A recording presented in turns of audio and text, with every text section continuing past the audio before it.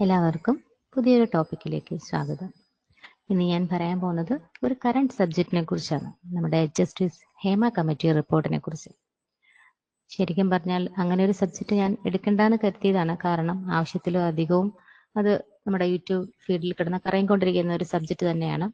പിന്നെ ഞാൻ എന്താണ് അത് പറയാൻ കാരണം എന്ന് വെച്ചാൽ, പുതിയ തലമുറയോട് എനിക്ക് പറയാനുള്ള കുറച്ച് കാര്യങ്ങൾ. ഇപ്പോൾ ഈ സിനിമാ ഫീൽഡ് എന്ന് പറയുന്നത് നമ്മൾ എല്ലാ പ്രൊഫഷനും പോലെ തന്നെയാണ് ആ പ്രൊഫഷനും എന്നാണ് സിനിമാ ലോകത്തുള്ളവർ പറയുന്നത്.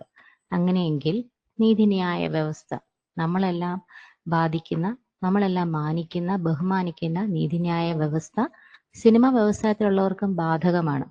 ഒരു കൂട്ടം ആൾക്കാര് നമ്മുടെ അവരൊന്നും ഏലിയൻസ് ഒന്നും അല്ലല്ലോ, അവർക്കും അതൊക്കെ ബാധകമാണ്. അപ്പൊ നമ്മളുടെ ഫീൽഡില് എല്ലാ പ്രൊഫഷനും പോലെയാണെങ്കിൽ മറ്റേതെങ്കിലും ഒരു പ്രൊഫഷനിലാണ്, ഇപ്പോൾ IT ഫീൽഡോ ടീച്ചിങ് ഫീൽഡോ മെഡിക്കൽ ഫീൽഡോ നമ്മുടെ പോലീസ് സേനയോ മറ്റേതെങ്കിലും ഒരു വകുപ്പിലാണ്, ഈവൻ രാഷ്ട്രീയ പൊളിറ്റിക്സിലാണ് പോലും ഇങ്ങനെ ഒരു സംഭവം നടന്നതെങ്കിൽ, ഇങ്ങനെയൊരു അക്രമങ്ങൾ അല്ലെങ്കിൽ ഇങ്ങനെയുള്ള കുറേയധികം കാര്യങ്ങൾ ഉണ്ട് എന്ന് ഒരു റിപ്പോർട്ട് പുറത്തു വന്നാൽ ഇങ്ങനെയായിരിക്കുമോ ഉണ്ടാവുന്ന പ്രതികരണം? കേരളം കത്തും എന്നൊക്കെ പറയുന്ന പോലെയുള്ള വമ്പിച്ച പ്രതിഷേധങ്ങൾ, എന്തൊക്കെ പ്രശ്നങ്ങൾ ഉണ്ടായേനെ, എന്തൊക്കെ കോളിളക്കങ്ങൾ സൃഷ്ടിച്ചേനെ. അപ്പോൾ ഏതൊരു ഫീൽഡും പോലെ അല്ല സിനിമാ ഫീൽഡ്.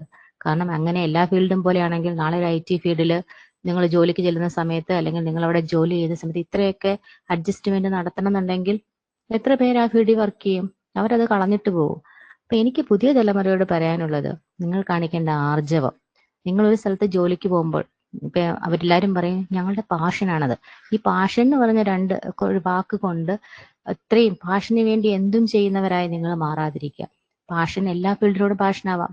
നമുക്ക് സംഗീതത്തോട് പാഷനാവാം, അല്ലെങ്കിൽ അതിപ്പോ ഏതൊരു കലയോടോ. അഭിനയം എന്ന് പറയുന്നത് ഒരു ജോലിയാണ്, പ്രൊഫഷൻ ആണെങ്കിൽ നിങ്ങൾക്ക് അതിനോട് പാഷൻ ഉള്ളതുപോലെ എല്ലാ ഫീൽഡിൽ വർക്ക് ചെയ്യുന്നവർക്ക് അവരുടെ ജോലിയോട് ഒരു പാഷനുണ്ട്.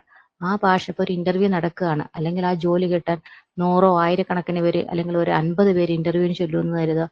ഇന്റർവ്യൂവിന് ചെല്ലുന്ന എല്ലാവരും ഒരേ പാഷനോടാ പോകുന്നത്. അവർ ഏത് ഫീൽഡ്, ഇപ്പൊ ചെറിയ ജോലി തൊട്ട് വലിയ ജോലി വരെ ആയിക്കോട്ടെ, അവർക്ക് ആ ജോലിയോട് ഒരു പാഷനുണ്ട്.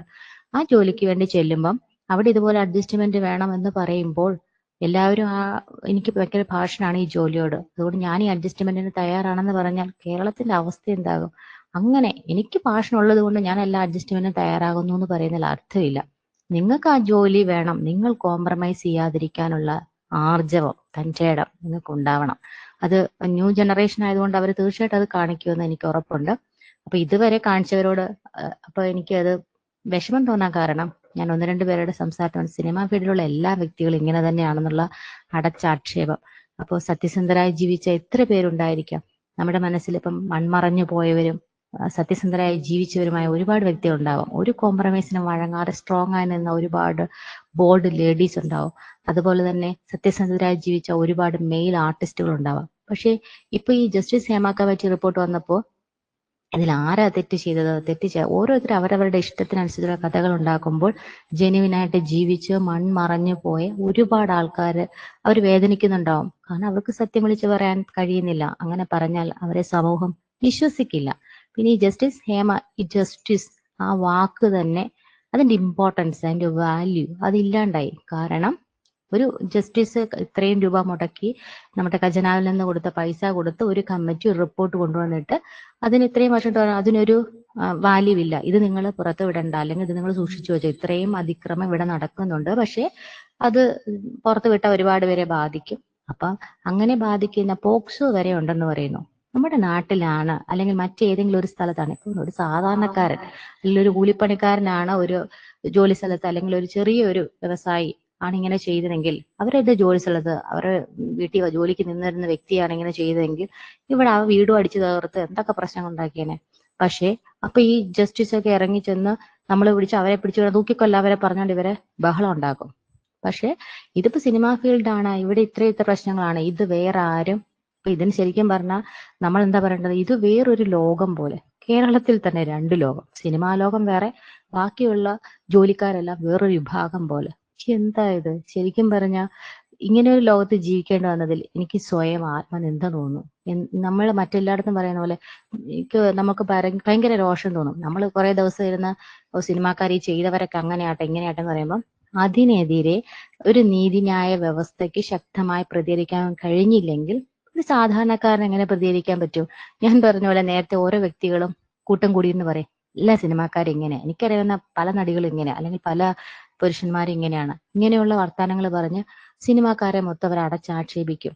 അല്ലാതെ ഈ ചെയ്ത വ്യക്തികളെ, അല്ലെ പിന്നെ റിപ്പോർട്ട് വരണ്ടായിരുന്നു, വന്നിട്ടെന്താ അപ്പൊ പറയും തൊഴിലിടങ്ങളിലെ ചൂഷണം ഉറപ്പുവരുത്താനാണ്. അങ്ങനെയാണെങ്കിൽ ഇപ്പൊ ഈ ലോകത്തുള്ള എല്ലാ ജോലി ചെയ്യുന്ന സ്ഥലമുണ്ട്. ഇപ്പം ഓരോ തുണിക്കടയില്, അല്ലെങ്കിൽ വലിയ വലിയ IT പ്രൊഫഷനില്, മെഡിക്കൽ ഫീൽഡില്, പോലീസ് സേനയില്, എല്ലായിടത്തും സ്ത്രീകൾ വർക്ക് ചെയ്യുന്നില്ലേ, പുരുഷന്മാർ വർക്ക് ചെയ്യുന്നില്ലേ? ഈ പറയുന്ന എല്ലാ സ്ഥലത്തും ഓരോ കമ്മീഷനെ വെച്ചിട്ട് ജസ്റ്റിസ് ഇപ്പൊ അന്വേഷിക്കാൻ പോകുന്നുണ്ടോ? കാര്യം എന്താണ്? എനിക്ക് പറയാനുള്ളത്, എല്ലായിടത്തും നടക്കുന്നുണ്ടെങ്കിൽ അതിൽ പ്രതികരിക്കുന്ന സ്ത്രീകൾ ഉറപ്പായിട്ടും ഉണ്ടായിരിക്കും. അല്ലാതെ ഈ പറയുന്ന പോലെ കമ്മിറ്റികൾ അന്വേഷിച്ച് ഇതുപോലെ ഞെട്ടിക്കുന്ന ഒരു റിപ്പോർട്ടും വരാൻ പോകുന്നില്ല. അങ്ങനെ അവർക്ക് ഇല്ല, എല്ലായിടത്തും ഉണ്ട് എന്ന് പറയുന്നവർ ഒരു കാര്യം ചെയ്യട്ടെ, ജസ്റ്റിസ് കമ്മിറ്റി വെച്ചിട്ട് ഓരോ ഫീൽഡിലും അന്വേഷിക്കാൻ ഇറങ്ങട്ടെ. എത്ര സ്ത്രീകൾ അപ്പോൾ ഈ സിനിമാ മേഖലയിൽ ബാധിക്കപ്പെട്ടതുപോലെ ഞങ്ങളുടെ പാഷനാണ് അതുകൊണ്ട് അഡ്ജസ്റ്റ് ചെയ്തു എന്ന് പറയുന്ന ഒരു സ്ത്രീകൾ ഉണ്ടാവുമെന്ന് എനിക്ക് തോന്നുന്നില്ല. അങ്ങനെ അഡ്ജസ്റ്റ് ചെയ്യുന്ന സ്ത്രീകൾ അധികകാലം നീണ്ടു നിന്നിട്ടും ഉണ്ടാവില്ല.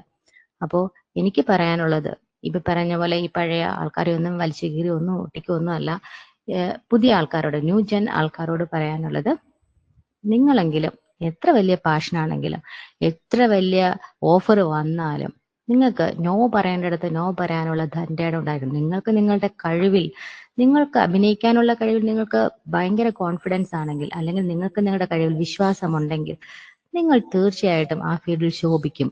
അതിനിപ്പോ നിങ്ങൾ പറയും അവസരം കിട്ടിയാലല്ലേ ശോഭിക്കുമെന്ന്. കഴിവുള്ളവർക്ക് തീർച്ചയായിട്ടും അവസരം കിട്ടും. അതിനുള്ള ഒരുപാട് പ്ലാറ്റ്ഫോം ഇവിടെ ഉണ്ട്. അല്ലാതെ ഡയറക്റ്റ് ആയിട്ട് ഇപ്പൊ മോഹൻലാൽ ആയിക്കോട്ടെ, മമ്മൂട്ടി ആയിക്കോട്ടെ, വലിയ ഏത് നടന്മാരോട് അങ്ങനെ വന്നിറങ്ങിയപ്പോഴേ അവർ സൂപ്പർ സ്റ്റാർ ആയവരല്ല. അവർക്ക് ഒരുപാട് കഷ്ടപ്പാടുകളൊക്കെ താണ്ടി അവർ വലിയതായി ഈ മേഖലയിൽ നിൽക്കുന്നവരാണ്. അപ്പൊ ഈ കല്ലും ഇതൊക്കെ താണ്ടി തന്നെയാണ് എല്ലാവരും എത്തുക. അല്ല നിങ്ങൾ കോംപ്രമൈസ് ചെയ്ത് അഡ്ജസ്റ്റ് ചെയ്ത് ഞാൻ വലിയ സ്റ്റാർ ആവാന്ന് പറഞ്ഞ് ഇറങ്ങിത്തിരിക്കുന്നവർ കാരണം ഒരു ഫീൽഡിലുള്ള മുഴുവൻ ആൾക്കാരെ അത് ബാധിക്കും.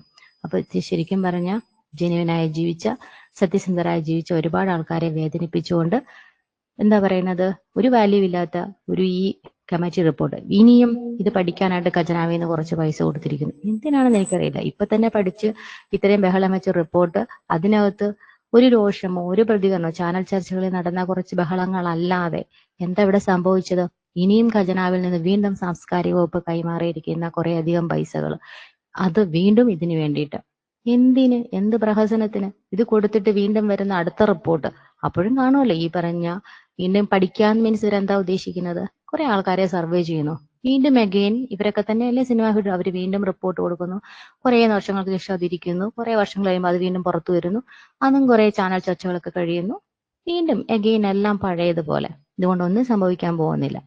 പക്ഷേ കുറച്ചു പേർക്കെങ്കിലും ചിന്തിച്ച് മനസ്സിലാക്കാനുള്ള ബുദ്ധി ഉണ്ടെങ്കിൽ, അവരുടെ കഴിവിൽ വിശ്വാസമുണ്ടെങ്കിൽ നോ പറയേണ്ടടുത്ത് നോ പറഞ്ഞ്, സ്വന്തം കഴിവിൽ വിശ്വാസമുണ്ടെങ്കിൽ അല്ലാതെ എനിക്ക് എന്ത് അഡ്ജസ്റ്റ്മെന്റ് തയ്യാറാകാതെ സ്ട്രോങ് ആയിട്ട് ബോൾഡായിട്ട് നിലപാടെടുക്കാൻ കഴിഞ്ഞാൽ നിങ്ങൾക്ക് ഈ പറയുന്ന അക്രമങ്ങളെയൊക്കെ ചെറുക്കാൻ പറ്റും.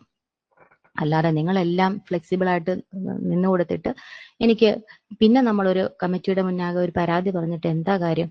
എന്നിട്ട് ആ പരാതി പുറത്തു വിടരുത് എന്നുകൂടി പറയുന്നതിൽ അത് ഒരു ജസ്റ്റിസ് പറയാണ് അത് പുറത്തു വിടാൻ പാടില്ലെന്ന്.